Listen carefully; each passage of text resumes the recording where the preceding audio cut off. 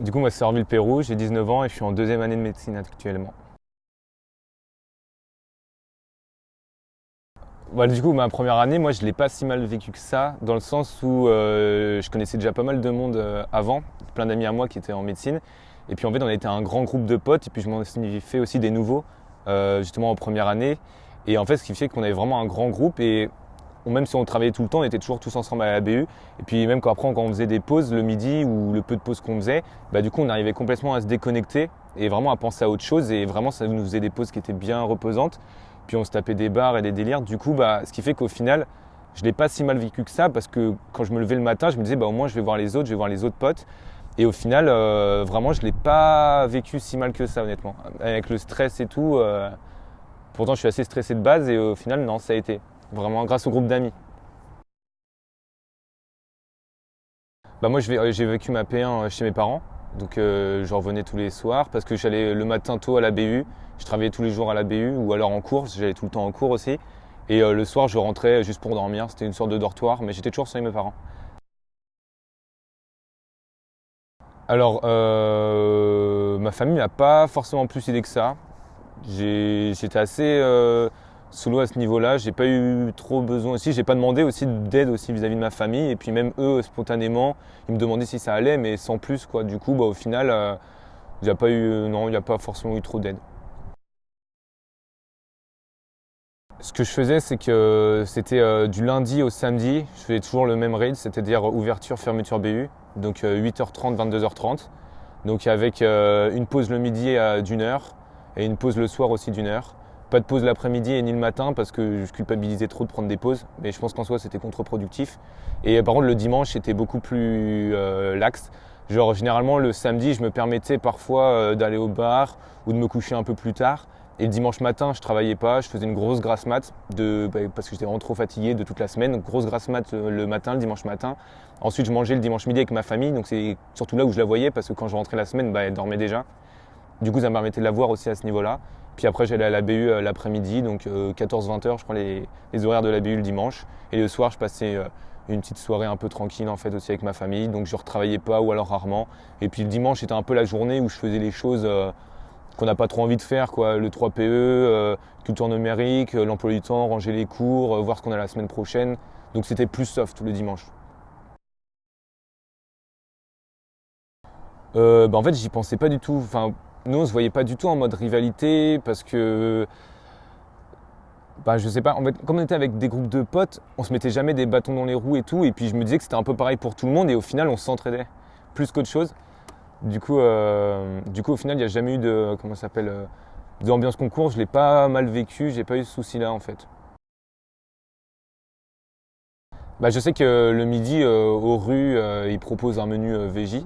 Donc moi, je me forçais à le prendre tous les jours pour manger des légumes, pour me forcer à manger des légumes. Et puis je prenais des fruits.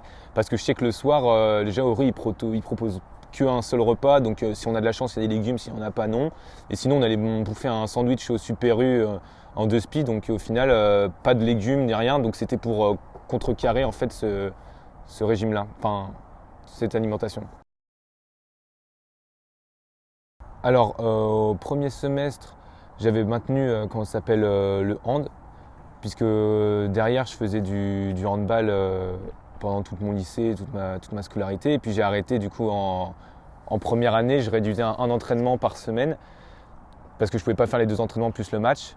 Le problème, c'est que comme j'ai pas eu des très bons résultats au premier semestre, je ne savais pas si c'était à cause du hand ou pas, je pense pas, mais du coup je me suis dit vas-y je vais complètement couper tout et au deuxième semestre au final j'ai arrêté tout sport. Donc je faisais plus tout de sport, plus tout de hand à côté. Généralement je sais que j'avais fait le OS2 non, mais OS1 un peu surtout au moment des résultats par exemple de colle ou d'examen blanc. C'est que moi on était entouré d'un groupe où il y avait des grosses têtes. Et c'est vrai que quand on avait le résultat, au début, indirectement, même si je me disais qu'il ne faut pas le faire, je me comparais en fait aux résultats de mes potes et puis je voyais qu'eux ils progressaient et moi j'arrivais pas à progresser et puis et à ce moment-là sur le coup ça me faisait chier Mais après, le lendemain et tout ça, je me dis, bon allez, c'est pas grave et tout ça, tu feras mieux. Mais c'était juste sur le coup, ça me saoulait un peu. Et après, par contre, je repartais à fond pour justement rattraper ça. Et au S2, j'ai complètement changé, enfin j'ai réussi, je sais pas comment, mais à complètement plus me comparer à ça. Mais au final, il fait que du coup, ça m'a pu impacter. Et effectivement, j'ai eu ça à ce moment-là, ça me faisait un peu un coup de mou, mais après, jamais j'ai songé à arrêter. Je me suis toujours essayé de donner à fond et je me suis remis en question. Je me dis, c'est pas, voilà, c'est que j'y arrive pas et il faut, enfin voilà, je me suis jamais dit qu'il fallait que j'arrête. J'ai fait les choses en sorte que ça se passe. Fait. Je me suis donné les moyens. Quoi. Et alors, j'ai pas fait de prépa. Je pense que ça m'aurait aidé, honnêtement, pour pas faire anti-prépa, anti-tutorat, pro-prépa, pro-tutorat. Mais j'en ai pas fait parce que voilà, le prix, j'avais un peu la flemme aussi de m'inscrire, puis surtout le prix. Du coup, j'ai fait que le tutorat qui proposait vraiment quelque chose de très intéressant au niveau de niveau du programme et puis au niveau du prix. Donc au final, j'ai juste fait le tutorat et honnêtement, ça m'a vachement aidé. Je sais que je participais au TUTED tout le premier semestre, mais pas au deuxième semestre, mais je faisais toute l'école et les examens. Et honnêtement, ça a été super pour s'entraîner au niveau des cols, des examens blancs. Mais après, je maintiens que comme j'étais pas quelqu'un de très rigoureux et de très organisé, la prépa m'aurait peut-être permis justement de permettre d'avoir peut-être acquérir une méthode de travail, puisque j'avais pas de méthode de travail au premier semestre. Et peut-être aussi un peu de rigueur dans le travail, parce que c'est vrai que je savais pas trop comment m'organiser mes cours, c'était un peu brouillon, etc. Mais en fait, j'avais pas de méthode, ouais, parce que c'est vrai que dans ma scolarité, au lycée, au collège et tout ça, j'avais pas vraiment bien travaillé sérieusement, donc j'avais pas de méthode. Donc j'étais arrivé en première année où j'avais zéro méthode, donc j'avais expérimenté des choses et au premier semestre, ça n'avait pas très bien passé. Enfin, c'est même pas passé sur les 2 premiers examens. Et après, après le deuxième examen, un ami à moi a essayé Anki et du coup, je me suis mis sur Anki aussi. Et rien qu'en 1 mois et demi de préparation pour le dernier examen, ça a tout de suite fait la différence. Donc j'ai vu que c'était ma méthode et du coup après je suis reparti de zéro au deuxième semestre et là j'ai directement commencé Anki, pas comme le premier semestre. Et là du coup j'ai augmenté ma moyenne drastiquement et au final ce qui fait que c'est pas passé en première année mais ça est passé après et du coup c'est pour ça. J'avais pas de méthode au début, je l'ai trouvé en cours d'année. Je dirais pas forcément la rigueur, enfin la rigueur au début si, mais ce que je veux dire c'est qu'en termes de travail brut, je me forçais quand même à aller à la BU, à travailler, donc c'est pas plus ça. Peut-être d'être plus efficace, même pas forcément me laisser déconcentrer parce que j'arrivais quand même à être assez focus, mais c'est plus me permettre en fait de me tranquilliser et faire des pauses par exemple. Parce que c'est vrai que je faisais 0 pause, quasiment pas de sport, quasiment pas d'activité parce que je me disais, je culpabilisais. Je me disais qu'est-ce que je fous, pourquoi je travaille pas. Et au final ça c'est pire que contre-productif.